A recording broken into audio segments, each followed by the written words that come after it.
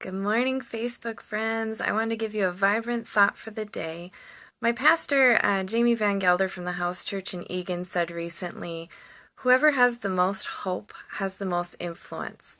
And it really struck me and has stuck with me the last few weeks, and I've been thinking about it. And I wanted to share some thoughts about it with you today. I used to be the kind of person that would try to share how awful something was with somebody in order to motivate them to want to change it. And I would, just share more and more facts and more things about a social issue or about something going on in the world and trying to get people to want to be motivated to jump on the bandwagon and help. And all that it did was it shut people down and it overwhelmed them and they just wanted to run away from me. And eventually I shut down and got overwhelmed because I didn't feel like it could change and I got overcome with hopelessness. And what I've realized is that when we want to create motivation and change, trying to share how awful something is does not actually do that. What does is hope and giving an opportunity and showing people what is one thing they can do, something simple. An example is I read an article a while back about how to help somebody in a situation if you come up on somebody who's being verbally abused in public. Like, what can you actually do? Most of the time, it's not necessarily bad enough you can call the police, but what can you do? And it gave me hope that there was something I could do. And I actually encountered a situation.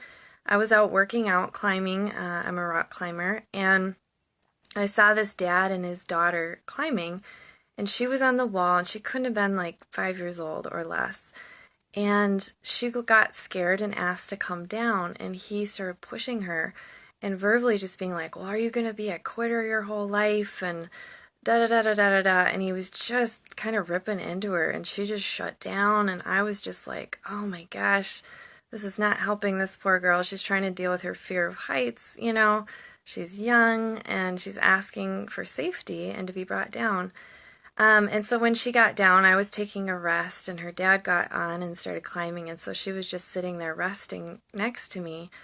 And I did what I had seen in the article, and I looked her in the eyes, and I just smiled, and I said, you did a really great job. And I just put courage into her, and I put love into her, because if you strengthen the victim of abuse, many times they can eventually stand up to it and see that not everyone's like that. And it was just a tiny thing, but I felt hope. I felt like I could do something. And so rather than shutting down and being overwhelmed and just walking away and feeling helpless, I was able to do something, even though it was tiny. And so I just want to encourage you. What is a situation where you have maybe been partnering with hopelessness? When I work with a client, I really try to take a half step back emotionally as they share a problem that they're feeling hopeless about. Because if I partner with their hopelessness and I become just as hopeless, then all we're going to do is sit there and commiserate about how awful this situation is and it's never going to change. Because hopelessness does not bring motivation and change. It brings paralyzation and overwhelm, and that doesn't get us anywhere. And so what I try to do is take a half step back, give them a chance to vent and talk about whatever's going on while I keep my heart and my mind in hope. Because my God is a God of hope, and there is no situation that's impossible for him. We're coming up on Easter, and that's a great example of it. Even death is not impossible for our God. And so I live with a God of hope inside of me, and I get to offer that to other people when they're having issues. And so as I keep my heart in hope, when they're done venting or doing what they need to do, I can then help them step over into hope with me. Because hope looks up and sees a possibility of a solution. Hopelessness looks down, and all you see is defeat. And there's a joke in that. But when you look up and you see hope, you see, and you actually have the possibility of seeing a solution to your problem.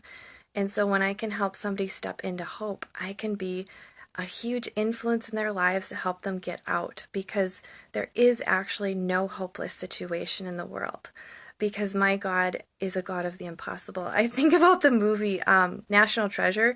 At the very end, when they're stuck like a mile beneath the church, they don't know how to get out, and they find the treasure, and they're all celebrating, and they look over, and Riley is crying, and they're like, Riley, why are you crying? And he's looking up, and he goes, stairs. And he sees a way out because he understood that even if they found the treasure, if they all died down there, trapped like rats, it wasn't going to do them any good. And when he saw hope that they could get out and hope for life, then he was able to enjoy the treasure. And so I just want to encourage you, as you're working with other people or as you're looking at situations in your own life, look for hope. Look up and look to the God of hope, because that's one of the most powerful things that you can offer people.